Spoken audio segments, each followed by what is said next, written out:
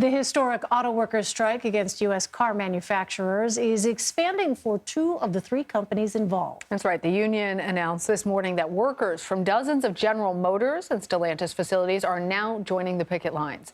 UAW President Shawn Fain said progress has been made in talks with Ford, so there's not going to be any further action against it for now. The walkout previously only targeted 3 locations in the U.S., but now workers at 38 parts distribution facilities across 20 states are on strike. We're expecting to stand up strike in response to the lack of progress in bargaining with General Motors and Stellantis. We will shut down parts distribution until those two companies come to their senses and come to the table with a serious offer.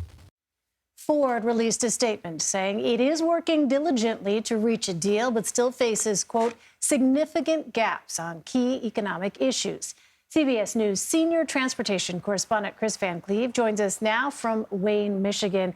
Hi there, Kris. So it's an interesting strategy here to listen to the UAW president, Shawn Fain. He said earlier that Ford is serious about reaching a deal, but Stellantis and General Motors are not. So, Kris, what is Ford offering that these other automakers are not? Well, I think it's important to note here that from the automaker perspective, offering a 20% raise in addition to negotiating on a host of the other terms is a serious offer. So it is somewhat, rhetoric to say that GM and Stellantis haven't come to the table with something serious. It just hasn't been to the level that the union would consider acceptable for its members. Ford has historically had the closest working relationship with the UAW. They were seen going into the strike as the closest, the furthest down the road, if you will. So it's not entirely surprising that they're seeing more progress faster on the Ford side. Many of the things that Fain talked about there were proposals that, at least in some form, Ford had put on the table before the strike.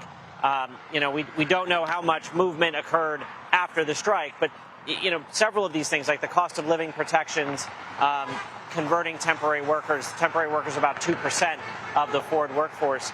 Those were things that had been floated to some extent or another prior to the strike. So those points, they had been talking about the things where they felt they could find agreement, get tentative agreements on those things to sort of try to build a foundation to try to bridge the remaining gaps. But whether you talk to folks on either side of this, there are substantial gaps, even with the Ford negotiations, when it comes to compensation. The automakers had proposed about a 20% raise. The auto workers want a 40% raise, and they want pensions back, which pensions aren't coming back, the automakers say. So a lot of gaps to close here. It just sounds like GM and Stellantis are farther behind across the board.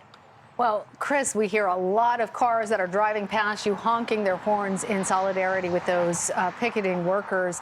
Who has the advantage going into the next round of talks, the union or the companies? Well, financial analysts will say that the automakers have sufficient liquidity for a very lengthy strike. Obviously, nobody wins in a strike, so advantage, it is an open question, I suppose. But the union hopes that what they're doing here gives them a way to pressure GM and Stellantis on two sides. By striking parts distribution, you don't really badly impact the ability for the automakers to build new cars, but it gets a lot harder for people to get their existing vehicles repaired, because those parts distribution centers are what send the repair parts, the replacement parts, to car dealers.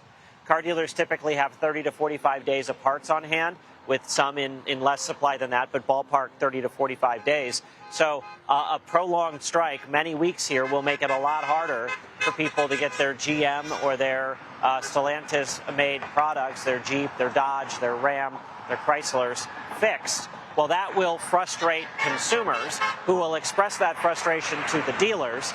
The dealers will likely express the heat they're taking to the automakers. So now you're pressuring them on the forward-facing consumer side, while also pressuring them on the side of the plants that they can't operate right now because they don't have workers to build cars. Yeah, it is, like I said, fascinating to think about the strategy, applying strategically that pressure on specific points in the system. Kris Van Cleave for us in Michigan. Kris, thank you.